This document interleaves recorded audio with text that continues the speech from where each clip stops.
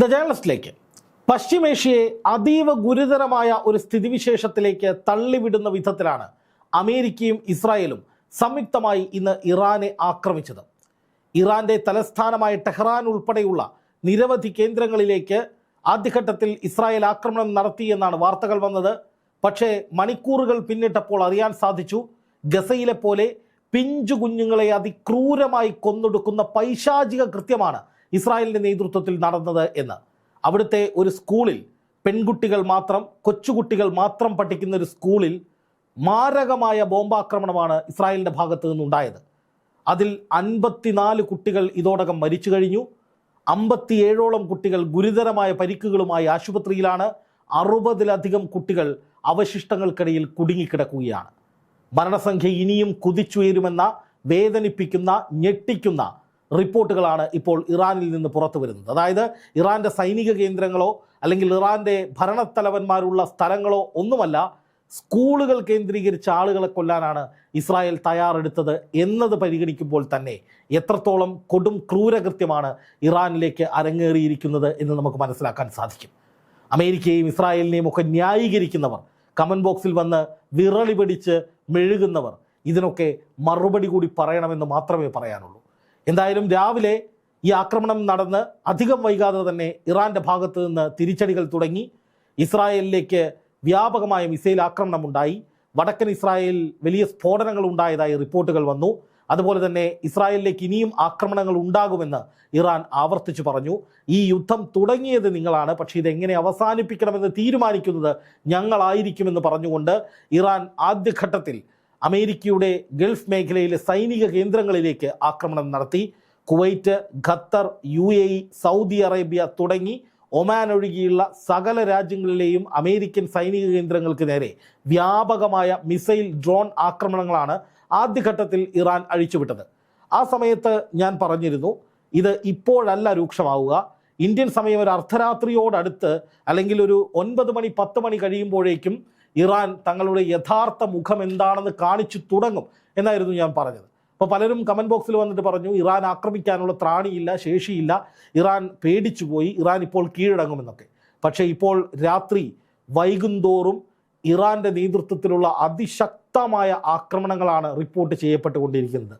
15 American സൈനിക കേന്ദ്രങ്ങളിലേക്ക് ഇപ്പോൾ തന്നെ ഇറാൻ ആക്രമണം നടത്തിയിരിക്കുന്നു. 3 കുവൈറ്റിലെ 3 കേന്ദ്രങ്ങളിലേക്ക്, അതുപോലെ കുവൈറ്റിലെ വിമാനത്താവളത്തിലേക്ക്, സെൻട്രൽ ഇസ്രായേല്, ജെറുസലേം, UAEയിലെ പ്രധാനപ്പെട്ട ചില കേന്ദ്രങ്ങൾ, സൗദിയിൽ 4 ഒടുവിൽ ജോർദാന് നേരെയും ഇറാന്റെ ഭാഗത്തു നിന്ന് വ്യാപകമായ ആക്രമണങ്ങൾ ഈ രാത്രി ആരംഭിച്ചിരിക്കുന്നു എന്നതാണ് ഏറ്റവും പ്രധാനമായി ലഭിക്കുന്ന വിവരം. അതേസമയം ഇറാന്റെ 2 സേനാ തലവന്മാർ, കമാൻഡർമാർ കൊല്ലപ്പെട്ടു എന്ന വാർത്ത വരുന്നുണ്ട്. അതുപോലെ തന്നെ അവിടുത്തെ പ്രതിരോധ മന്ത്രിയായിട്ടുള്ള നാസിർ സാദെ കൊല്ലപ്പെട്ടു എന്ന് റോയിറ്റേഴ്സ് ഇപ്പോൾ റിപ്പോർട്ട് ചെയ്യുന്നുണ്ട്. അതിനിടയിൽ ആയത്തുള്ള അലി ഖാംനെയി എന്ന പരമോന്നത നേതാവ് കൊല്ലപ്പെട്ടു എന്ന ചില വാർത്തകൾ അന്താരാഷ്ട്ര മാധ്യമങ്ങൾ, അതായത് പാശ്ചാത്യ മാധ്യമങ്ങൾ, അമേരിക്കയെ പിന്തുണയ്ക്കുന്ന മാധ്യമങ്ങൾ അടിച്ചു വിട്ടിരുന്നുവെങ്കിലും അത് തെറ്റാണ് എന്ന് ഇറാൻ സ്ഥിരീകരിച്ചു.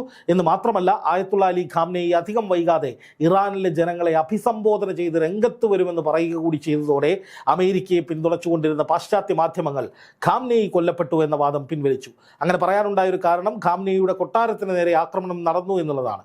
പക്ഷേ ഖാംനെയി നേരത്തെ തന്നെ സുരക്ഷിത കേന്ദ്രങ്ങളിലേക്ക് മാറിയിരുന്നു എന്ന് ഇറാൻ സ്ഥിരീകരിച്ചിരിക്കുകയാണ്. എന്തായാലും രാത്രിയാകുന്നതോടുകൂടി, മണിക്കൂറുകൾ പിന്നിടുന്നതോടുകൂടി ഇറാൻ അതിശക്തമായ ആക്രമണങ്ങളാണ് അഴിച്ചുവിട്ടുകൊണ്ടിരിക്കുന്നത്. ഏറ്റവും പ്രധാനമായി അമേരിക്കയുടെ ചൊൽപ്പടിക്ക് നിന്ന് അമേരിക്കയ്ക്ക് വേണ്ടി ഇപ്പോഴും പാദസേവ ചെയ്യുന്ന ഗൾഫ് രാജ്യങ്ങളെ ആക്രമിക്കുക. അത് ഗൾഫ് രാജ്യങ്ങൾക്കുള്ളിലേക്കല്ല, മറിച്ച് ഗൾഫ് രാജ്യങ്ങളിലെ അമേരിക്കൻ സൈനിക കേന്ദ്രങ്ങളിലേക്ക് ആക്രമണം നടത്തി ഗൾഫ് രാജ്യങ്ങൾക്ക് കൃത്യമായ സന്ദേശം കൊടുക്കുക എന്നുള്ളത് തന്നെയാണ് ഇറാൻ മുന്നോട്ട് വയ്ക്കുന്ന സ്ട്രാറ്റജി.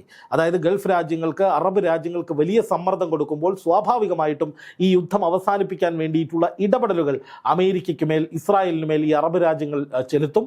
അത് സ്വാഭാവികമായി അമേരിക്കയ്ക്ക് ചെവിക്കൊള്ളേണ്ടി വരും.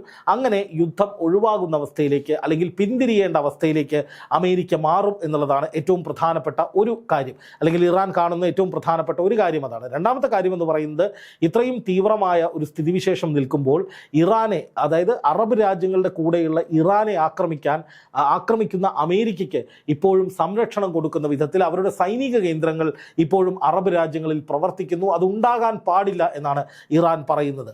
അതേസമയം തന്നെ USS എബ്രഹാം ലിങ്കൺ എന്ന കപ്പലിന് നേരെ ആക്രമണങ്ങൾ ഉണ്ടായതായി ചില വിവരങ്ങൾ ഇപ്പോൾ പുറത്തു വരുന്നുണ്ട്. അതായത് കപ്പലിന് നേരെ വ്യാപകമായിട്ടുള്ള അതിഭീകരമായിട്ടുള്ള ആക്രമണങ്ങളല്ല, മറിച്ച് ഒരു മിസൈൽ ഈ പടക്കപ്പലിൽ പതിച്ചിട്ടുണ്ട് എന്നാണ് ലഭിക്കുന്ന വിവരം. ചില അന്താരാഷ്ട്ര വാർത്താ ഏജൻസികൾ ഇതുമായി ബന്ധപ്പെട്ട സൂചനകൾ നൽകുന്നുണ്ട്. പക്ഷേ ആ കപ്പലിനെ പരിപൂർണമായി തകർക്കുകയോ മുക്കിക്കളയുകയോ ചെയ്യുന്ന ആക്രമണം ഇതുവരെ ഉണ്ടായിട്ടില്ല. പക്ഷെ അപ്പോഴും മനസ്സിലാക്കേണ്ട ഏറ്റവും പ്രധാനപ്പെട്ട കാര്യം, ഇറാൻ കൂടുതൽ പ്രകോപിതരായി ആഞ്ഞടിച്ചുകൊണ്ടിരിക്കുകയാണ്. ഇറാൻ്റെ ഏറ്റവും പുതുതായി വന്നിട്ടുള്ള പ്രസ്താവന എന്ന് പറയുന്നത് മസൂദ് പെഷഷ്കിയാൻ എന്ന ഇറാൻ പ്രസിഡന്റും അതുപോലെ തന്നെ ആയത്തുള്ള അലി ഖാംനെയി എന്ന അവരുടെ പരമാധികാരിയുമൊക്കെ അവർ സുരക്ഷിതരായിരിക്കുകയാണ്. പ്രധാനപ്പെട്ട 2 സൈനിക തലവന്മാർ അതുപോലെ തന്നെ പ്രതിരോധ മന്ത്രി കൊല്ലപ്പെട്ടു എന്നത് സ്ഥിരീകരണമായി വരുന്നുണ്ട്. എങ്കിലും അതുകൊണ്ടൊന്നും ഞങ്ങളെ തകർക്കാൻ കഴിയില്ല, തളർത്താൻ കഴിയില്ല. ശക്തമായ രീതിയിൽ ശത്രുക്കൾ ആയുധം താഴെ വയ്ക്കുന്നതുവരെ ശത്രുക്കളെ ഞങ്ങൾ ആക്രമിച്ചുകൊണ്ടേയിരിക്കുമെന്നാണ് ഇറാൻ പറഞ്ഞത്. അതോടൊപ്പം ഇറാൻ മറ്റൊരു കാര്യം കൂടി പറഞ്ഞു, ഇപ്പോൾ നടത്തുന്ന ആക്രമണം ഇതൊരു ടെസ്റ്റ് ഡോസ് ആണ്. ഇത് ഞങ്ങൾ തുടങ്ങുന്നതേയുള്ളൂ. ഞങ്ങൾ ആരംഭഘട്ടത്തിൽ ഞങ്ങളുടെ പ്രതിഷേധം അറിയിക്കുന്നതാണ്, അല്ലെങ്കിൽ ഞങ്ങളുടെ ഒരു സൂചന മാത്രമാണിത്. വരും ദിവസങ്ങളിൽ നിർണായകമായ യുദ്ധത്തിലേക്ക് ഞങ്ങൾ കടക്കുകയാണ് എന്നാണ് അർത്ഥശങ്കയ്ക്കിടയില്ലാത്ത വിധം ഇറാൻ മണിക്കൂറുകൾക്ക് മുൻപ് പറഞ്ഞത്. അതിനുശേഷം 2-3 മണിക്കൂറുകൾ പിന്നിട്ട് ഇന്ത്യൻ സമയം അർദ്ധരാത്രിയോടടുക്കുമ്പോൾ അല്ലെങ്കിൽ 10 മണിയോടടുക്കുമ്പോൾ ശക്തമായ ആക്രമണങ്ങൾ നടത്തിക്കൊണ്ടിരിക്കുകയാണ് ഇറാൻ. അതേസമയം ഇന്ത്യ ഈ വിഷയത്തിൽ ആശങ്ക അറിയിച്ചിട്ടുണ്ട്. ആൾനാശം ഉണ്ടാക്കാത്ത വിധത്തിൽ, ജനങ്ങൾക്ക് ദ്രോഹമുണ്ടാക്കാത്ത വിധത്തിൽ, ജനങ്ങളുടെ ജീവൻ നഷ്ടപ്പെടാത്ത വിധത്തിൽ എത്രയും പെട്ടെന്ന് ഈ പ്രശ്നം പരിഹരിക്കണമെന്ന നിലയിലേക്കാണ് കാര്യങ്ങൾ മാറുന്നത്. അതേസമയം ഇറ്റലി ഉൾപ്പെടെയുള്ള നിരവധി രാജ്യങ്ങൾ, ഇറ്റലിയും ഫ്രാൻസും ഒക്കെ അടക്കമുള്ള രാജ്യങ്ങൾ ഇസ്രായേലിനെതിരെ, അമേരിക്കയ്ക്കെതിരെ ഇറാന് വലിയ പിന്തുണയുമായി രംഗത്ത് വന്നിട്ടുണ്ട്. അബ്ബാസ് അരാങ്ചി ശക്തമായ ഭാഷയിൽ ഇസ്രായേലിന് നേരെ പ്രതികരിച്ചിട്ടുണ്ട്.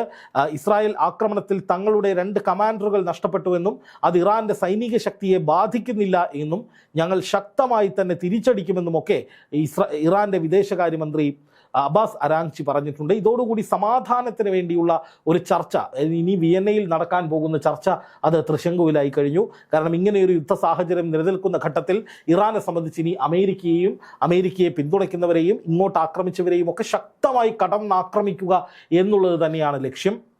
അതുകൊണ്ട് തന്നെ പെട്ടെന്ന് ഒരു ഒത്തുതീർപ്പിലേക്ക് ഇറാൻ പോകുമോ എന്ന കാര്യത്തിൽ സംശയമുണ്ട്. പ്രത്യേകിച്ചും കുഞ്ഞു കുട്ടികൾ പഠിക്കുന്ന സ്കൂളിലൊക്കെ ആക്രമണം നടത്തി പിഞ്ചു കുട്ടികളെ ക്രൂരമായി കൊലപ്പെടുത്തിയ ഇസ്രായേൽ നടപടിക്കെതിരെ പ്രതികാരം ചെയ്യാതെ അടങ്ങിയിരിക്കില്ല എന്നുള്ളതാണ് ഇറാൻ പറയുന്ന ഏറ്റവും പ്രധാനപ്പെട്ട കാര്യം. അതുകൊണ്ട് തന്നെ ഇറാൻ്റെ ഭാഗത്തു നിന്ന് കൂടുതൽ വർദ്ധിത വീര്യത്തോടെയുള്ള ആക്രമണങ്ങളാണ് നിരന്തരമായി ഉണ്ടായിക്കൊണ്ടിരിക്കുന്നത്.